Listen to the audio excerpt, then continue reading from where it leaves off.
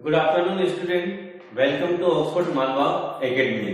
आज हम class 12 subject business study का चैप्टर 5 स्टार्ट करेंगे। ठीक है, चैप्टर 5 ऑर्गेनाइजेशन मतलब संगठन। संगठन क्या होता है इसके बारे में हम पढ़ेंगे। ठीक है, संगठन क्या होता है, meaning of organization, when 2 or more than 2 person, when 2 or more than 2 person work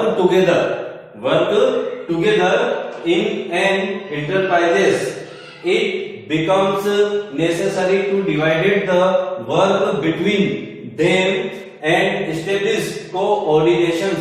मतलब जब किसी संस्था में 2 या 2 से अधिक व्यक्ति मिलकर वर्क करते हैं और उनकी अलग अलग क्रियाएं होती है, अलग अलग कार्य होते हैं और उनकी क्रियाओं में जब एकरूपता होती है, उनके रिलेशनशिप बढ़ा लिए जाते हैं, तो उस कंडीशन को ऑर्गेनाइजेशन कहा जाता है।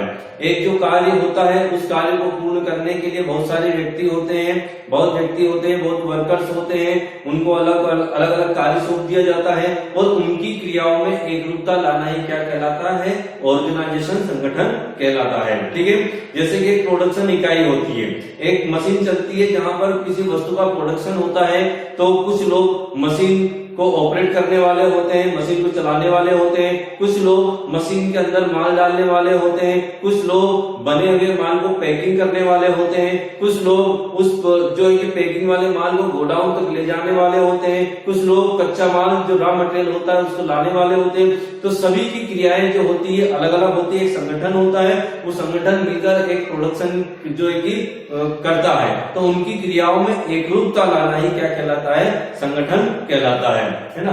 तो when 2 or more than 2 person, जब कभी 2 या 2 से अधिक व्यक्ति वर्क टुगेदर एक साथ कार्य करते हैं, जब 2 या 2 से अधिक व्यक्ति एक साथ कार्य करते हैं इन एन इंटरप्राइजेस, किसी संस्था में, इंटरप्राइजेस में, it becomes necessary to divided to work, उनके बीच कार्य का बंटवारा कर दिया जाता है, between them and establish coordination, और उनके बीच तालमेल, उनकी क्रियाओं में तालमेल बिठाया जाता है। उसी को क्या कहा जाता है, संगठन कहा जाता है ना। तो इसको ऑर्गेनाइजेशन कहा जाता है। बिजनेस के अंदर जो होते हैं, जो पद जो होते हैं, जो वर्कर जो होते हैं, अधिकारी होते हैं, है ना, तो उनके जो अधिकार होते हैं और उनके नीचे काम करने वाले व्यक्ति, उनके भी कोई पोजीशन होती है। जैसे एक स्कूल होता है, उसके अंदर जो प्रिंसिपल होते हैं, वाइस प्रिंसिपल होते हैं, या फिर उसके ऊपर भी यदि सोचे तो एक कमिटी होती है ना। कमिटी में प्रेसिडेंट है, वाइस प्रेसिडेंट है ना। उसके बाद जो है कि प्राचार्य है, प्रिंसिपल है, वाइस प्रिंसिपल है, लेक्चरर्स है ना, यूडीटी, एलडीटी, ये टीचर्स जो होते हैं। लेकिन सब ये एक क्या होता है, ऑर्गेनाइजेशन होता है, एक संगठन होता है। एक जो कार्य को पूरा करने के लिए एक संगठन होता है। इनको अलग अलग कार्य बांट दिया जाता है और उन्हीं के अनुसार ये वर्क करते हैं। इनकी क्रियाओं में एकरूपता लाना, तालमेल बिठाना ही क्या कहलाता, संगठन कहलाता है। अब इसकी कैरेक्टरिस्टिक्स को हम पढ़ते हैं। इसकी कैरेक्टरिस्टिक्स क्या है, इसकी विशेषता क्या है। जब कभी बिजनेस के अंदर कोई संगठन होता है, ऑर्गेनाइजेशन होता है किसी कार्य को करने के लिए, तो उसकी क्या कैरेक्टरिस्टिक्स है। फर्स्ट वाली कैरेक्टरिस्टिक्स है division of activities. Division of activities, क्रियाओं, जो उनके कार्य करने की जो क्रियाएं होती है उनको क्या कर देना, बांट देना, कार्य को बांट देना, अलग अलग कार्य को बांट देना और उनकी क्रियाओं में एकरूपता लाना होता है। ये इसकी एक विशेषता है, डिवीजन ऑफ एक्टिविटी। उनकी क्रियाएं में तालमेल बिठाना, उनकी पहले तो उनको वर्क बांट देना और जो कार्य करते हैं उनकी क्रियाओं में तालमेल बिठाना, ये क्या कहलाता, संगठन कहलाता, डिवीजन ऑफ एक्टिविटीज। उनकी क्रियाओं को क्या करना, बंटवारा कर देना, बांट देना। ठीक है, उसके बाद है डिटरमाइनेशन ऑफ रिस्पॉन्सिबिलिटी, है ना। जो रिस्पॉन्सिबिलिटी है उसको निर्धारित कर देना, कौन व्यक्ति कौन सा वर्क करेगा, उसको कार्य सौंप दिया जाता है और उसकी उस कार्य को करने की क्या होती है, रिस्पॉन्सिबिलिटी होती है। मतलब उसकी जिम्मेदारी होती है उस कार्य को पूरा करने की, वो किसी भी प्रकार से उस कार्य को पूरा करे। यदि एक संगठन के अंदर कोई भी एक व्यक्ति अपनी परफॉर्मेंस अच्छी नहीं देता है, यदि वो अपनी रिस्पॉन्सिबिलिटी अच्छे से नहीं निभाता है, तो पूरे संगठन का नाम बदनाम होता है। ठीक है, तो कोई भी व्यक्ति को जो है कि जो वर्कर होते हैं उनको एक रिस्पॉन्सिबिलिटी दे दी जाती है, उसके अकॉर्डिंग वो कार्य करते हैं, है ना। कोऑर्डिनेशन का मतलब क्या होता है, तालमेल बिठाना, कोऑर्डिनेशन मतलब समन्वय स्थापित करना। इसके अंदर जो इसकी विशेषता है, ऑर्गेनाइजेशन की विशेषता है कि इसके अंदर बहुत सारे वर्कर्स काम करते हैं, बहुत सारे अधिकारी काम करते हैं, मोर देन जो है कि पर्सन होते हैं, और तो इनके बीच जो है एक तालमेल बिठाना, एक समन्वय बिठाना ऑर्गेनाइजेशन का कार्य होता है, संगठन का कार्य होता है। एक इसकी ये विशेषता है। यूनिवर्सल फंक्शंस, यूनिवर्सल फंक्शंस ये मतलब एक यूनिवर्सल फंक्शन है, ऐसा नहीं कि सिर्फ ये बिजनेस में ही लागू होता है। ये जो गैर व्यापारिक संस्था होती है, नॉन प्रॉफिट ऑर्गेनाइजेशन जो होते हैं, जिनका उद्देश्य लाभ न कमाना होता है, जैसे कि जो है कि धर्मशालाएं होती हैं या स्कूल होते हैं या फिर जो कि मंदिर है, मस्जिद है, इस प्रकार के जो गैर व्यापारिक संस्थाएं जो होती है उनमें भी एक संगठन का होना बहुत जरूरी है। सिर्फ जो बिजनेस करते हैं उन्हीं में संगठन की आवश्यकता नहीं होती है, जो बिजनेस नहीं करते हैं, जिनका उद्देश्य लाभ कमाना नहीं होता है, जिनका उद्देश्य सेवा देना होता है, सर्विस देना होता है, ऐसी संस्थाओं के लिए भी ऑर्गेनाइजेशन का बहुत इंपॉर्टेंस होता है। तो इस प्रकार से ये क्या है, यूनिवर्सल फंक्शन होता है, मतलब सर्वव्यापी, सभी जगह लागू होती है।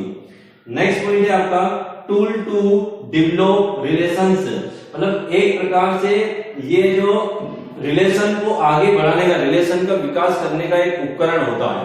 जो बिजनेस के अंदर बहुत सारे जो कर्मचारी क्या करते हैं, कार्य करते हैं, है ना, तो उनके बीच अच्छा रिलेशन, अच्छा मधुर संबंध बनाने का एक ये उपकरण है, एक साधन है, एक टूल्स है। नेक्स्ट पॉइंट है इट इज अ प्रोसेस, एक प्रकार की ये क्या है, प्रोसेस होती है, एक प्रकार की क्या होती है, प्रोसेस होती है। मतलब इसके अंदर क्या होता है, जैसे कि एक स्कूल है, उसमें जो है कि प्रोसेस होती है, जो कि उच्च पद, उसके नीचे काम करने वाले पर्सन, उसके नीचे वो काम करने वाले पर्सन, प्रिंसिपल और वाइस प्रिंसिपल, लेक्चरर्स, है ना, यूडीटी, एलडीटी, इस प्रकार से एक प्रोसेस होती है, उसके अकॉर्डिंग ये चलता है। तो ये इस प्रकार से इसकी क्या है, कैरेक्टरिस्टिक्स है ना।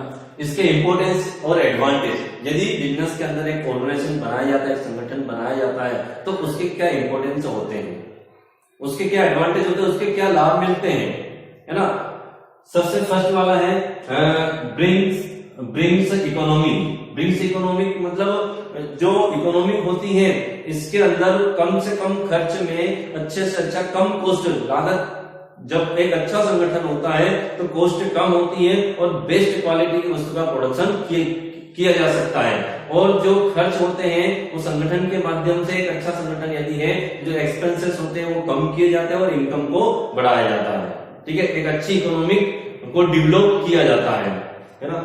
नेक्स्ट पॉइंट है better industrial relations. Better industrial relations, ये भी वही है कि जो इंडस्ट्रियल रिलेशन है, व्यावसायिक जो संबंध होते हैं, एक अच्छा यदि ऑर्गेनाइजेशन जो होता है तो वो इंडस्ट्रीज के बीच क्या करता है, जो वहां के कर्मचारी होते हैं, दूसरे जो वर्कर जो होते हैं, उनके बीच एक अच्छा रिलेशन स्थापित करता है ना, मधुर संबंध स्थापित करता है। Increase managerial efficiency, increase managerial efficiency मतलब जो प्रबंधन की कुशलता है संगठन से क्या होती, बढ़ती है, क्योंकि ऑर्गेनाइजेशन में जो व्यक्ति जिस कार्य के योग्य होता है उसको वो कार्य बांट दिया जाता है। जिसकी जितनी कैपेसिटी, जिसकी जितनी एबिलिटी होती है, उसकी एबिलिटी के अकॉर्डिंग उसको वो वर्क दे दिया जाता है और वो कार्य करता है। तो ये एक प्रकार से क्या करता है, मैनेजमेंट की जो एफिशिएंसी, जो ताकत होती है, वो क्या करता है, बढ़ाता है। ठीक है, उसके बाद क्या है, कोऑर्डिनेशन। ये वही पॉइंट है, कोऑर्डिनेशन का मतलब क्या होता है, तालमेल बिठाना, दोनों में सेम रहेगा, ये तालमेल भी बिठाना, इसका ये इंपॉर्टेंस है, इसका ये एडवांटेज। यदि ऑर्गेनाइजेशन होता है, एक अच्छा संगठन होता है, तो वहां जितने भी कर्मचारी काम करते हैं उनके बीच एक तालमेल का बिठाना बहुत जरूरी है। तालमेल होना, कोऑर्डिनेशन, समन्वय स्थापित होना बहुत जरूरी है ना। कोई भी गाड़ी जब चलती है ना, चाहे वो 2 पहिया वाहन हो या 4 पहिया वाहन हो, यदि किसी एक टायर की हवा निकल जाती है, पंचर हो जाता है, तो पूरी गाड़ी का बैलेंस बिगड़ जाता है, मतलब तालमेल बिगड़ जाता है। ठीक उसी प्रकार से बिजनेस के अंदर जितने भी वर्कर्स काम करते हैं, चाहे वो उच्च लेवल का वर्कर हो चाहे निम्न लेवल का, तो उनके बीच एक तालमेल होना, एक समन्वय होना बहुत जरूरी है। ठीक है, उसके बाद है prepare utilization of resources, proper utilization of resources, मतलब जो बिजनेस के अंदर जो रिसोर्सेज होते हैं उनका प्रॉपर तरीके से यूटिलाइजेशन होता है। यदि एक अच्छा मजबूत संगठन होता है बिजनेस, कोई भी बिजनेस है या कोई भी संस्थाएं होती है, एक उसके पास एक अच्छा संगठन होता है तो प्रॉपर तरीके से अपने रिसोर्सेज का यूज कर सकती, चाहे उसके पास जो श्रमिक हो, वर्कर्स हो, चाहे उसके पास फाइनेंशियल व्यवस्था हो, चाहे बिल्डिंग हो, चाहे मशीनरी हो, चाहे रॉ मटेरियल हो, इन सब का बेटर तरीके से वो जो रिसोर्सेज होते हैं, संसाधन होते हैं, उनका प्रॉपर यूटिलाइजेशन कर सकता है। ठीक है, तो ये इसके एडवांटेज इंपॉर्टेंस है और ये ऑर्गेनाइजेशन की जो है कैरेक्टरिस्टिक, अच्छे से इसको लर्न कर लेना। ठीक है, ओके, थैंक यू।